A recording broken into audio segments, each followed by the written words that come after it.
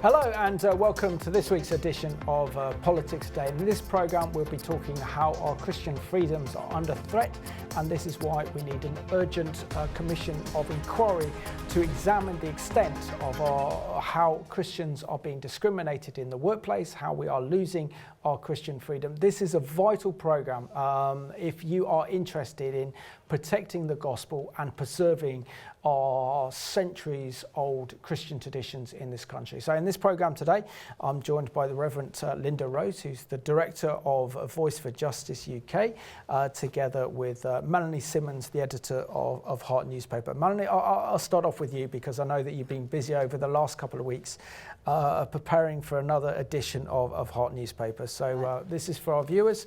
Please get a copy of Heart newspaper and support the excellent work that Melanie's doing to bring Christian stories to you. Thank you very much, Simon. Well, this is the latest issue for June-July 2023, and we've got a couple of miracles on the front, which is wonderful. See what the Lord is doing, and then inside we've got the usual reports of things that, like Lynda campaigns for Christians who are being persecuted in this country. Then we also have the usual reports on how they're being persecuted overseas. We have a piece on the coronation by Tony Pierce about King Charles and whether he can keep these amazing promises he's made. We've got a piece on the WHO and the pandemic treaty. Well, yes, good. And we've got also a nice interview in the middle with Gary Chapman, the famous author of the 5 Love Languages. He's now written a book called The 5 Apology Languages. Wonderful, there we go. So if you're interested in getting your own copy of Heart newspaper, you can do so through Melanie's website and you contact her directly through that way. Lynda, it's always a pleasure, and I want to thank you so much for the contribution that you bring to this programme, and we also have an exclusive in this programme today, the Commission of Inquiry into Discrimination Against Christians, and this is being commissioned by Voice for Justice UK that you head up. Tell us a story about this, because for all of our Christians watching today, this is so important that they take notice and realise that there is a commission to be put in place. Well, thank you for having me on, Simon. Well, the history of this is that in 2012, the all-party parliamentary group, Christians in Parliament, did a review into the practice of Christianity in the UK. And they found back then that it was getting very hard to manifest Christian belief because of cultural, social, legal changes that were going on.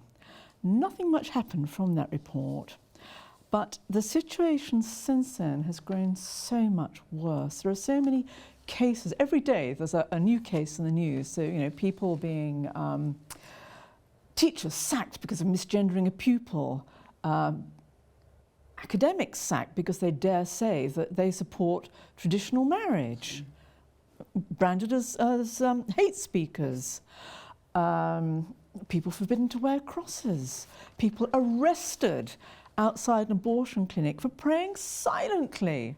You know, there are so many stories that seem to show a growing trend of suppression of Christian belief. Now, you come to the media, you come to Parliament, they all say, oh, it's fine, we have a tradition of free speech in this country, everybody's protected because we're inclusive.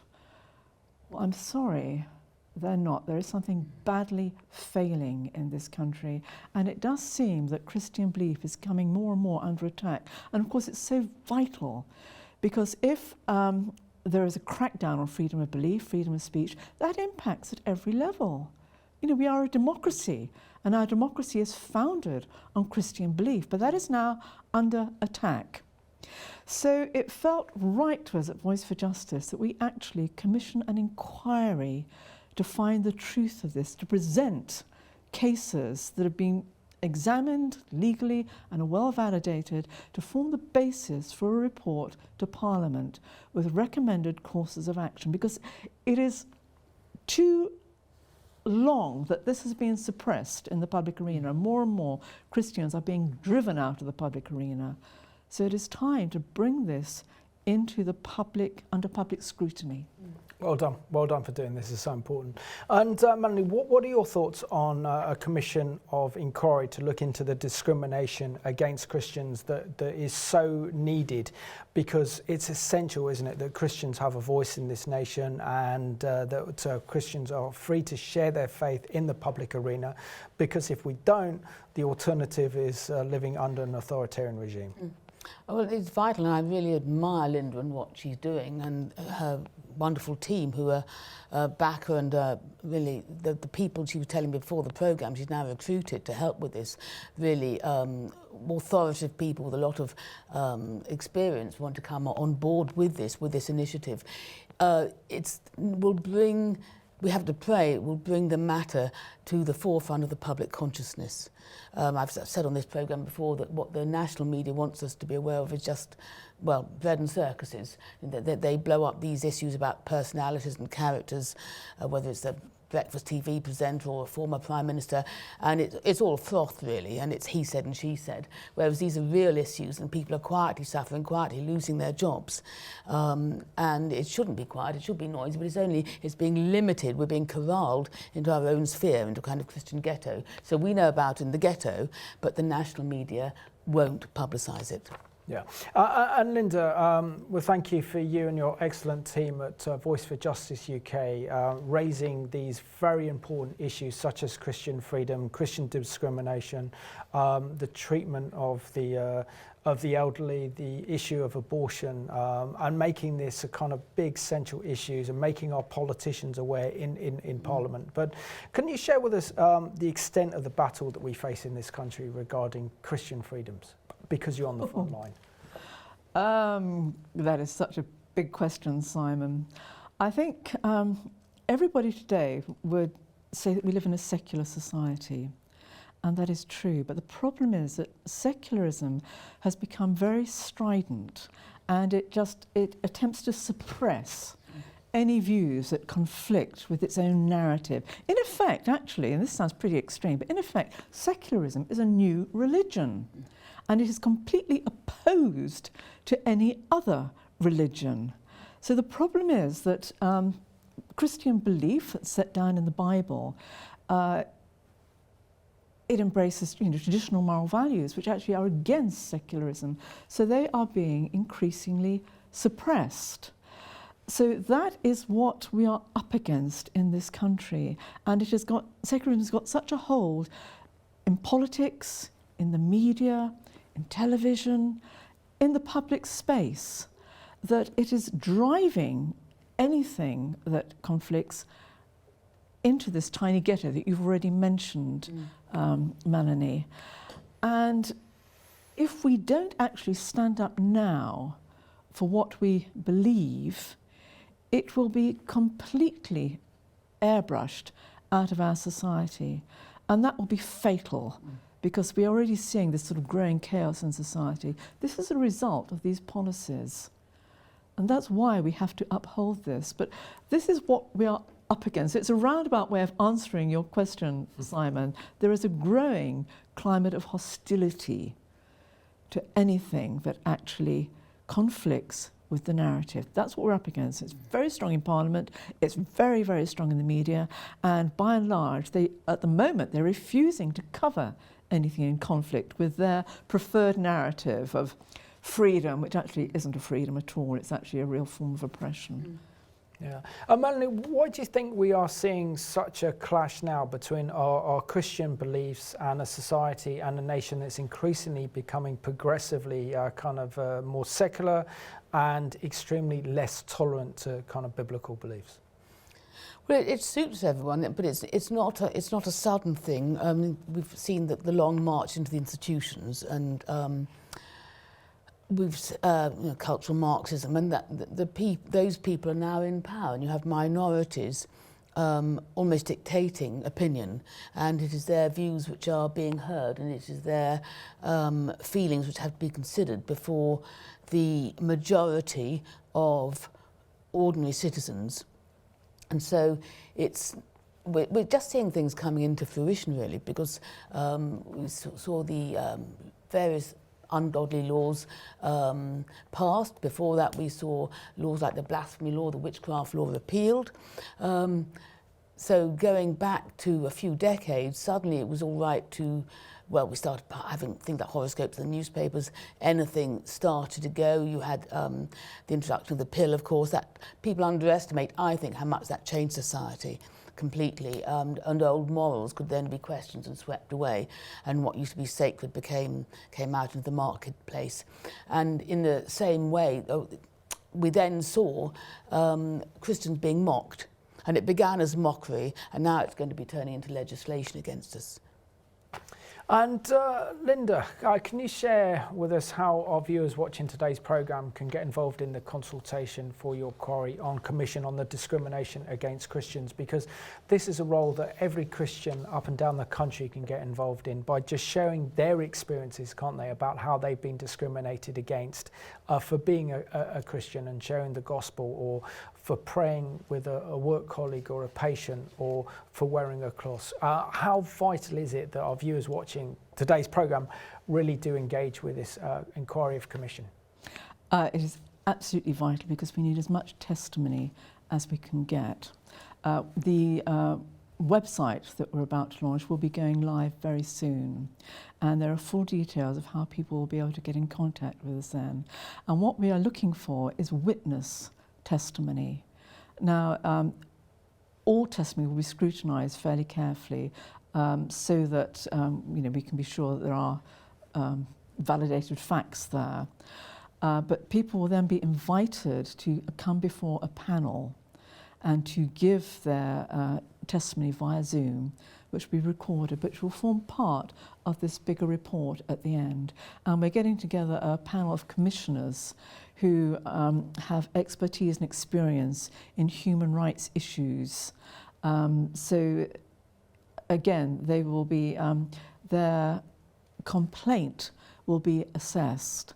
And it is vital that we have that, because this is the evidence that we can take to Parliament to say there is a conscious suppression going on here. And Melanie just mentioned the fact that these minority groups have really got into places of power. Actually, the majority in this country want to uphold democracy. They want to uphold freedom of religion. They want to uphold freedom of speech for everyone. We need the evidence now to take to Parliament to say something needs to be done. So this is a real appeal to your viewers today, Simon. Please, if you have any experience of this, and it can also be something as, parents in school, their child is being forced to have teaching that conflicts with the Bible.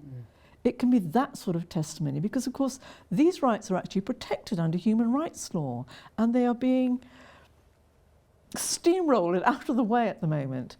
We want to hear about these cases, and it's vital that we have it for the report. So please, anybody with these kind of experiences, get in touch with us. You'll find out how to submit evidence.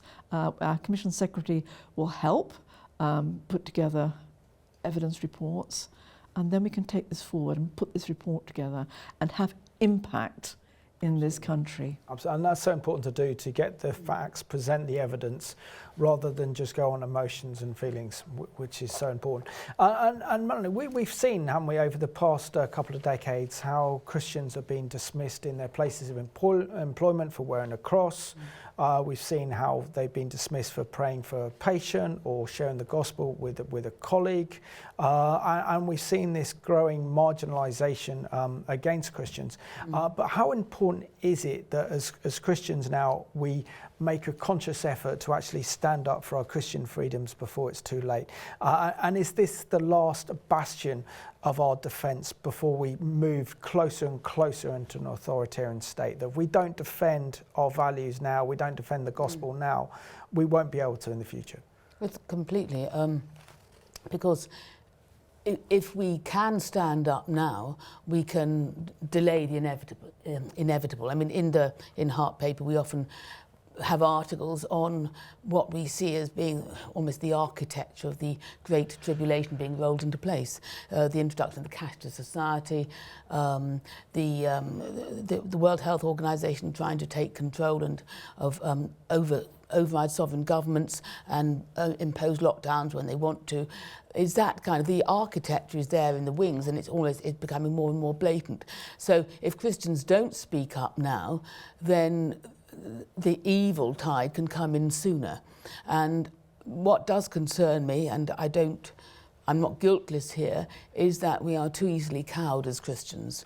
We're too easy, willing to obey. Well, some of us used to think the government was always right. I suspect that's changed in the last 3 years. But we're still very unwilling to put our heads above the parapet. I mean, I have people who write letters to the paper, and they're good letters, but because they have a professional position to maintain or a position in a big company, they don't want their name printed. So I can't really print those letters. And by the same token, we printed an article about a year or two ago on a conference being launched, Conservatives for Christ, or an initiative that I think it was last year actually, but on the Tory party conference is launched there. And I've had 2 or 3 of the people who we put in the paper with great care, who were very keen to be seen at the time in that context, now saying, oh, could you take us off your website because we actually want a job in politics. So we've got to speak up now. No, absolutely. And Lynda, is it one of the main reasons why you've set up the Commission of Inquiry to look into the discrimination against Christians? And this stands for CIDAC, the Commission of Inquiry into Discrimination Against Christians. You're going to hear a lot more of that over the coming months. Is that our ministers of state, our government, our political representatives in Parliament are not worried or don't really care about the importance of religious freedom? I think that's quite a complicated question, actually, Simon. There are actually a lot of Christians in Parliament at the moment, more than we've had for a long, long time. So you would expect there to be real impact in Parliament. And you know what? They are scared. They will not put their heads above the parapet because they just get taken down. And we've seen time and again politicians literally being targeted and taken down. So perhaps, justifiably, they're scared. But obviously this is not good enough. So one of the reasons for the Commission is to actually give Christians in positions of power permission to stand up and to actually stand on their faith. We need this more and more. So it's to give permission, but it's also to bring the truth of what's happening into the public ring, to say you cannot cover this up anymore, because it is being covered up. Everybody's free, everyone's valued, except those ghastly Christians over in the corner who are bigoted and judgmental and don't fit with society. No, it is time that our voice is heard and respected. Everybody has freedom to choose, because that is a God-given freedom. But we have the freedom to stand on our faith. We actually have a duty before Christ to stand on our faith. So that is what this Commission is all about. A complicated reasoning there, but that's what we're about. Yeah, so we need some courageous members of Parliament to take this Commission of Inquiry and run with it for the sake of all of us. And Melanie, I had the privilege of this past weekend of visiting Runnymede, the home of the famous Magna Carta that enshrined our freedoms for our nation over the past 800 years. And it's amazing to think how we exported freedom and liberty as a political and spiritual concept. And there was even a plaque there presented by the Indian Prime Minister under a tree saying that the Indian government adopted the principles of the Magna Carta in 1996. So we can see that a document that was signed by nobles over 800 years ago is still having a huge impact around the world, and that our nation once represented the torch of liberty is now being distinguished between in our day. And isn't it imperative that we make the case that if Christian freedoms are being curtailed, then liberty itself is at stake? And this is the argument we've got to make, because what we're seeing is that our politicians, our members of Parliament, are increasingly going down an authoritarian route. And this is dangerous, not only for us, but for everyone else out there. Yes, I completely agree, of course, because in Christian nations, people have enjoyed the most freedom, and yet that is being forgotten. We've lost sight of that. For centuries, we've had a democracy here. We've had ostensibly a theocracy because the monarch was the head of the Church of England, but we've had a Christian nation and we've been very tolerant. And I'm just thinking before the coronation, people were making a fuss about what King Charles were going to have in the service. But I read in I think the Telegraph that the other religions, Hindu, Muslims, their chief ministers, they were not concerned about the Christian content. They just said, hey, it's a Christian country, and they weren't bothered at all. And I think that has had worldwide respect, and we are in peril of losing that respect for the sake of a few minorities whose feelings we mustn't hurt. But I think we should be allowed to have some hurt feelings. I think that the Christian MP recently who spoke up for traditional marriage, he should have his feelings should be allowed to be hurt, because Matt Hancock, of all people, said that his views were offensive. So traditional marriage can be called offensive by a former government minister who's endured a lot of ridicule himself. I don't know what... A lot. Well, yes. I don't know what his moral platform is, and this is the big concern that I can see, because we don't have a morality. People are making it up as they go along. So apparently now in the public arena it's wrong to lie. We're talking about a breakfast TV presenter. He's in trouble for lying. There's no... Because we've lost sight of the Ten Commandments, there's very little else for people to actually stand on. And what we would stand on is being, as Lynda said, is being called bigoted and judgmental. When we see that our Christian freedoms and certainly the Ten Commandments are the foundation of any kind of decent Western society.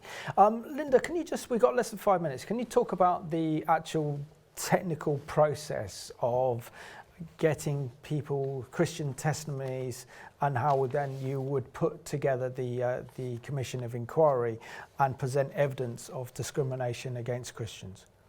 Well, on the website, when it goes live, there is a section where you can submit evidence, and there is a series of questions there just asking you to set down what has happened to you. This will then be sent into our Commission Secretary, who will just consider it and assess it, and if there's any kind of bits that have been missed, he will get back to the complainant, for use of a better word, to just help them shape their testimony for what the evidence that is needed. This will then be sent to the commissioners, and as I say, we're putting together a team of commissioners, so it won't be the same commissioners on every panel, but those commissioners will be selected in relation to their expertise to look at that particular area. The complainant will then be invited to come before that panel, and this is via Zoom, so there will be places for the general public. They can apply to watch it, well, they won't be able to take part, obviously, but they can be viewers. Press also can apply to have places on at this panel, and also Voice for Justice supporters, of course. So the panel, there will be a hearing, which will normally sort of take place over one day. It might go on longer than that if it's a very complicated hearing, but our commissioners will then assess it. And on the basis of that, there will be a report drawn up in relation to that particular complaint. And then it's expected that the inquiry is going to last for 2 years. So over the course of that 2 years, we'll issue a series of interim reports that will draw together different cases with just preliminary assessments. But at the end of that 2 years, all the reports will be drawn together to make an overall assessment, and that will be what's reported to Parliament. So the first port of call for people is to go on the website, read our facts page, which tells them exactly what can be looked at, and then go to our... Excellent. We've got about 2 minutes left, so just very briefly, Lynda, which is a very, very important point to actually make regarding this. What is the impact that you want this Commission of Inquiry to actually have? What is the end result of it? The end result is to uphold freedom of religion and freedom of speech in this country. obviously for Christians, because we need the freedom to practice belief, but also for all people, that all are valued equally and respected. Yeah. Melanie, how important is it that our Christian freedoms are protected in this nation, and how do you think that this Commission of Inquiry actually help our elected officials in Parliament to realise that there are so many Christians in this country and that we should not be ignored? I would like it to change the climate like Lynda wants. Lynda was saying about reclaiming the nation for the Lord. Whether the Lord will do it through this or also supernaturally through signs and wonders, we don't know. He will break out as he wants. But it's absolutely vital, and for Christians to be bold and to be really shedding the love of Christ wherever they go. And if they speak graciously and yet firmly, I think they will be respected and listened to. Yeah. And just very briefly, Lynda, how important is it that Christians watching this programme and Christians within this country, within 30 seconds, can't afford to keep silent at this time? They can't afford to keep silent because it is the future of our children that is at stake. It's the future of our society that's at stake. If we keep silent, that future is lost. This is why we have to stand up. Excellent. So Lynda and Melanie, thank you so much for being my guests on Politics Today this week, and thank you for the opportunity to having this exclusive, Lynda, so thank you.